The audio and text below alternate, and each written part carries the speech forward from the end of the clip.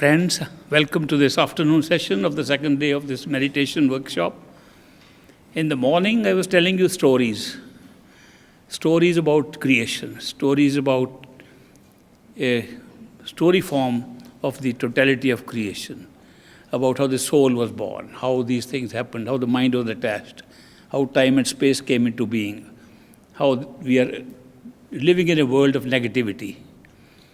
I want to make it clear, the three worlds we talk of, the physical world, the astral world, and the mental or causal world, are all being run by the same negative power that got the power to entrap all the souls and keep us here.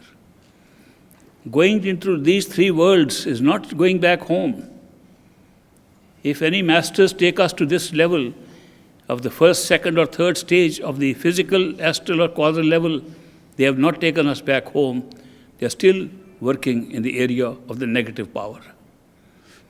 The negative power is not only responsible for running these universes, has been delegated the authority by the totality of consciousness, by Satpurush. This power has been granted from there. So these three worlds will run forever. Only we who are marked to go back home will be found by a perfect living master by coincidence and taken back beyond the three stages. My master, the great master, Hazur Maharaj Baba Sawan Singh Ji, used to say, his path only starts beyond these three regions. It starts from Parbrahm and ends in Sachkhand. The rest is only stepping stones to go on the correct path, which is the path of the soul. The rest is a joint travel of the mind and the soul together.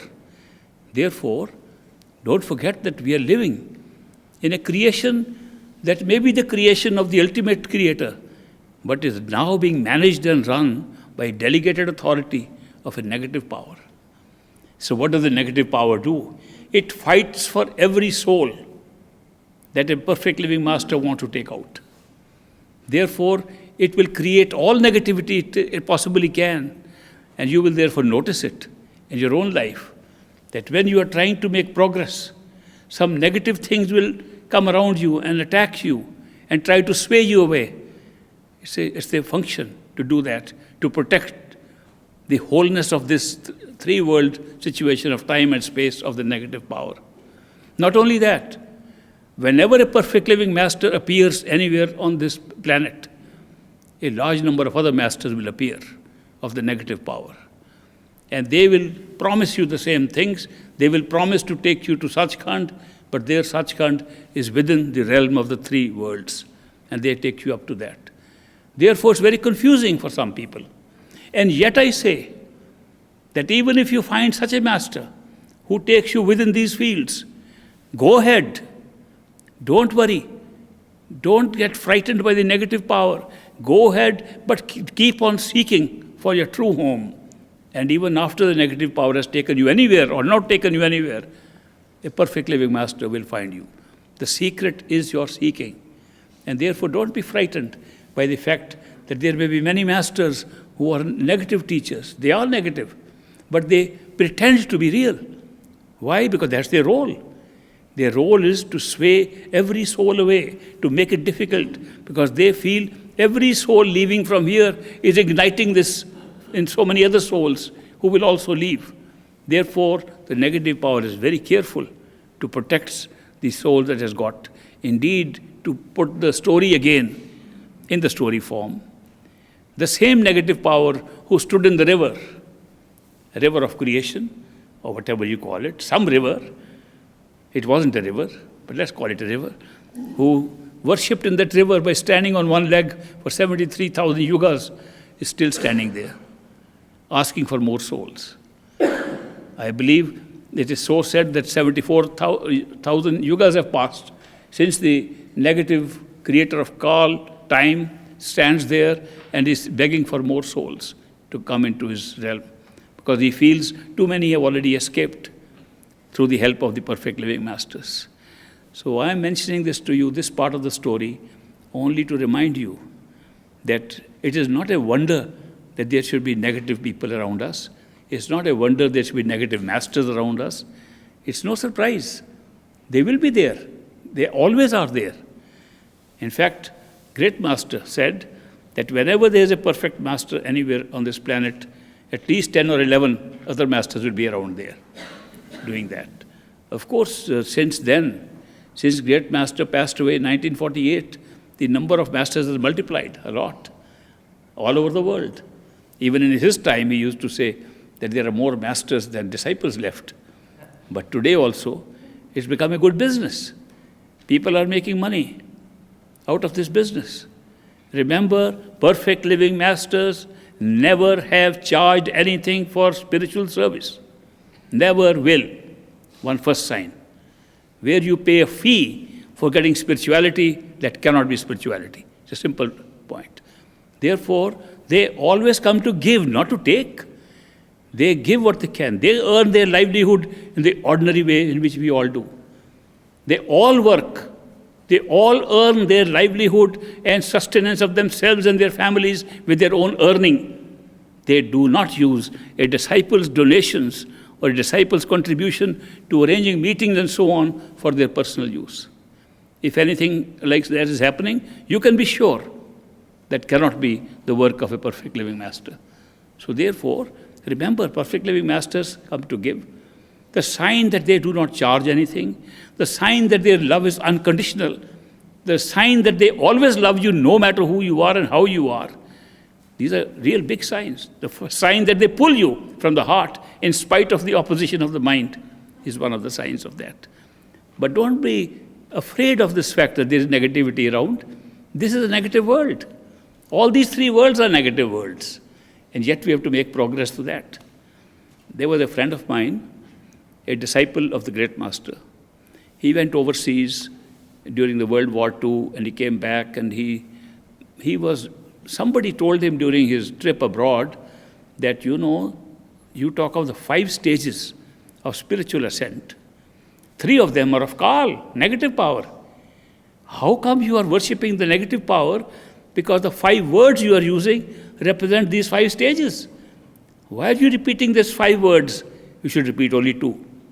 Repeat only 2 words of the top 2, and not all 5 words. You are only appeasing the negative power by repeating these 3 words. Therefore, that friend told me, he has stopped repeating 5 words, he repeats only 2. He asked me, do I repeat 5 words or 2? I said, I still repeat 5. I said, not only that, I know my master's master. My master was Baba Sawan Singh, his master was Baba Jamal Singh. Baba Jamal Singh repeated 5 words. And the disciples of his own master, Swamiji of Agra, told him that, look, you should not repeat 5 words. We are revising the text of Swamiji's Bani, where he talked of 5 words. We are revising because a new master, whose name I'm not taking, has said only the top stage should be used for meditation.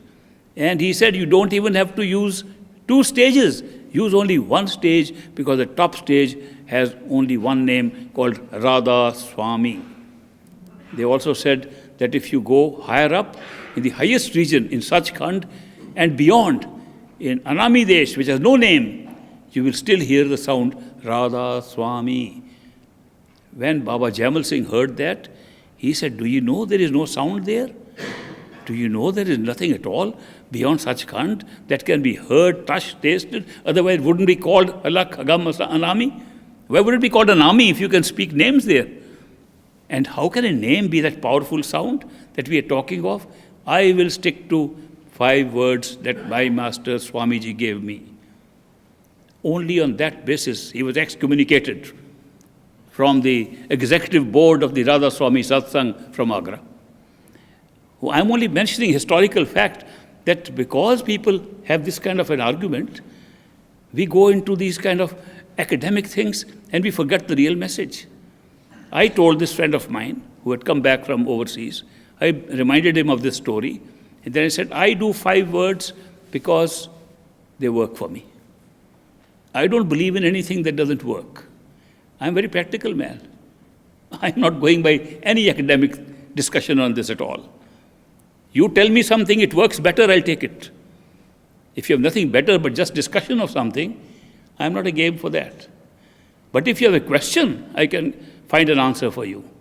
He said, my question is it appropriate to speak 5 words representing 5 stages, 3 of which are called negative stages, or is it appropriate only to speak 2 words that represent the real Dhyal's region, the region of our true God, our true Satpurush? Should we only repeat them? I said, I will get you an answer. He said, get it. I said, you have to wait. I have to get it from my master. I don't give replies without going to my master. I've never done that. So take my time, take your time. I'll go to my master and find out. He says, your master is dead. He died in 1948. I said, I didn't see that. I didn't see when he died. I saw his body passing away, but I saw him more alive after that. He's much more alive today than he ever was. And he talks much better, more closely to me today than he ever did before. How can I call him dead? But anyway, it is true that if I had not met him, I would not have this experience. But that's a different matter. I have to contact him. So he said, when will you do it? I said, well, it takes time, to go to one's master all the way. Maybe he's resting in Sachkhand or what. I made a story. And I said, but I'll get you an answer in a few weeks. In a few weeks, he met me. And I said, I got the answer. Simple answer he gave. He said, he gave a physical answer. He said, if you have a staircase against a wall, you want to go to the top, can you go to the top by only climbing the top 2 steps? Or do you have to take all the steps? If we are trapped in the lowest level of the negative power, can we jump up to the top without going through his regions? Not possible. Therefore, we speak the 5 names. And then he got convinced and he said, okay, now I know we have to go through these regions before we reach our own region, so I'll start the 5 names. I'm correcting this impression many people have. And then, as I told you the story of Jesus Christ being locked up in a bathroom, I thought that was a joke. But there was a friend of mine who many people know him. He and I were traveling sometimes, and he would sometimes go, and he went to one of the spiritual societies we were going to. And there, he had a very beautiful inner experience. How did he have the experience? Because he said, is it easy to have the experience? I didn't say anything, I just nodded. Yes, it's easy. He immediately got the experience. So he said, it is the nod that counts. Nothing else matters except nod. So unless you get the nod, nothing happens. Then he asked me a question. He said, is it the nod that works? I said, I can't give you an answer. I have to check with my master. He said, check quickly, check, give me. I give me some time. He said, all right, you can't check in front of me. I said, no, I must get some privacy. I should at least go to the bathroom. I went to the bathroom and came back and gave him the answer. That happened so many years ago, and that friend of mine still believes I can only meet my master in the bathroom. True story. We were talking before this break about meditation and talking about the need to learn how to repeat the words with the mind, using them to concentrate your attention behind the eyes. Reaching the point by using the words to reach the sound current within, which is audible, can be heard, to hear it as long as we can. If it doesn't stay, to switch back to words, switch back to sound, till the sound becomes permanent. And within the sound, there are ranges of sound. One seems to be in front of the other. The practice sounds will all be in front of the others. The real sound of the bell that has a pull in it lies behind them. Behind means you will actually feel it's coming from a distance, and the other sounds are very close to you. Therefore, it will be your pick and choose at that time to pick up the sounds behind the practice sounds till you reach the sound that resembles the sound of a bell, and that has a pull in it, and you'll see how it sways you and takes you very quickly out of your body. It's very easy to do this. Once you do it and practice it, it will happen instantaneously every time. That sound can pick you up. But apart from these two things, these are two tools of meditation: the repetition of words and the listening to the sound. There's a third factor which perfect living masters tell us during initiation, and that is the factor of dhyan, contemplation. Contemplation of the form of the master. Why do we do that? Firstly, to block any other images coming. Because the mind, when it can't find words to disturb us, starts disturbing us with images of various kinds of other people whom we have known, and sometimes images of people we have never known. Particularly in meditation, you will see new faces come up in front of you. You say, we've never seen these faces. And they float in front of you from left to right, and they're just floating across. And you wonder who these are. They are actually the faces of people you have known in prior lives. And you have not seen them now, therefore you don't recognize them. But those faces are also distracting. Therefore, dhyan, contemplation of the face of your master who initiates you, helps you to block that, because you actually imagine the face of the master. In course of time, this dhyan, imagining the face of the master, becomes a permanent feature. And when it becomes permanent, and you are sure it is the face of the master, then you can check out if it was made up by your imagination or really master manifesting in your meditation. And though that is checked up because of the mantra words, the words of Simran, a master gives you and charges them with this power. It's individually charged for each individual initiate. It's not a general thing that there are charged words and there are no charged words existing. All words that are spoken are not charged. Only when a master initiates you for your sake, for that individual's sake, when he tells you, repeat these 5 words, he charges them with the power to distinguish between an imaginary master that you can see and the real master if he manifests. So you have a very quick way of judging. So when initiated, you have a very good guarantee that you can always know whether your mind is making up something or really the master is manifesting. Once you practice this dhyan sufficiently, you will get this opportunity to check if that's the form of the master or you're just making it up.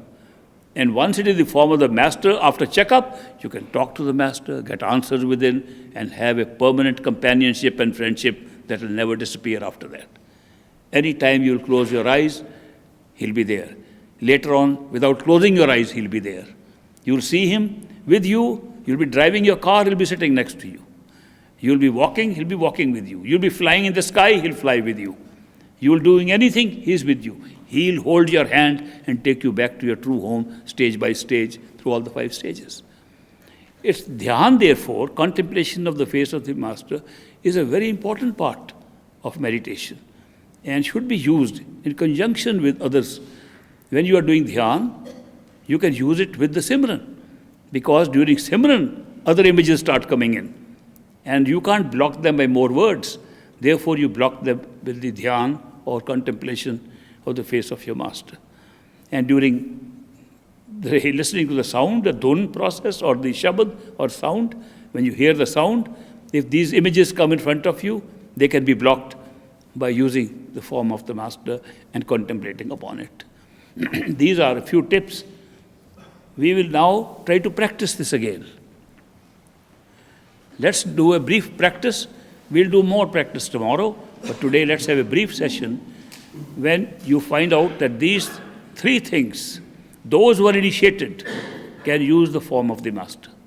Those who are not initiated yet, but have somebody they love, can take up the form of the beloved, whoever they love, and bring it up. Those who have no beloved, no love in their life, those who feel there's nobody at all, they can imagine anybody for the time being. Say, temporarily I love you for today, and make up that form and do it. Practice the repetition of words, practice the listening to the sound, and practice using the form of the master as contemplation or dhyan now and then as needed. When any other image comes, replace it.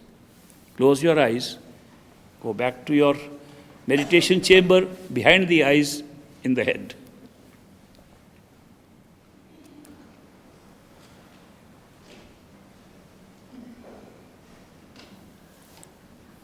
How many of you were able to practice this switch between the words and the sound and use of the dhyan or contemplation successfully? Very good. Thank you. You do more practice. I have taken you in the last 2 days through the stages of explanation and practice of the use of mantra, simran or words, and also the ability to reach the sound current within and how to use the sound current. I have just spoken to you about the importance of dhyan or contemplation of the form of the Master. Tomorrow I am going to take up the most important subject in meditation, and that is meditation with love and devotion. No meditation ever works without love and devotion. And we will come to that tomorrow and practice meditation with love and devotion. How many of you like to continue this today when I ask to count 5? Very good. You are enjoying it. How many of you enjoyed the whole workshop? Oh, thank you. It was successful. You know, even if one hand had been raised, I would have said successful. Even if one person had benefited, it is success. So therefore, I'm very happy that you all benefited from this. We will be closing this today's session now. And there are a couple of people whom I had promised interviews today. That will take place now, since we have to leave the premises by 4 o'clock. We will all wind up and leave from here. And the one interview that I have promised at 4 will take place at 5 minutes before 4. And the other will take place outside in the car at 4. You know, interviews can take place anywhere. Some of you might have attended a workshop in Ojo Caliente some years ago.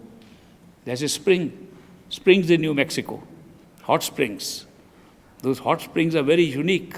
Ojo Caliente, which means hot. Caliente is hot. Hot water. Hot? Ojo Caliente. Okay. So that was so good.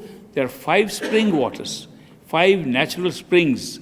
Their water comes, and each spring contains a different mineral. Iron spring, potassium spring, sulfur spring, even some other rare metal springs. All 5 are different, and they all converge at one place. The only place in the world where that happens. That 5 different kinds of springs carrying 5 different minerals meet at one place. So we thought that will be a great place for spending 7 days and doing meditation, which we did. And you know where the interviews took place? In one of the pools, in the water. So not only interviews can take place anywhere, meditation can be done anywhere. Way back, even earlier than that, we had a program where they were in a hotel, where there was a swimming pool outside. I remember a few select people wanted to know if we can do meditation in water. And I said yes. And we practiced meditation in water. And I told them how to balance the body in a certain position. It doesn't sink or swim, and yet you can concentrate without drowning. So meditation is not confined to any particular place. You can meditate anywhere you like. And we will go more into these things. Then we meet again tomorrow at 2 o'clock. Until then, practice what you are hearing about. Make it a very practical thing. And I wish you good luck, good night, and God bless.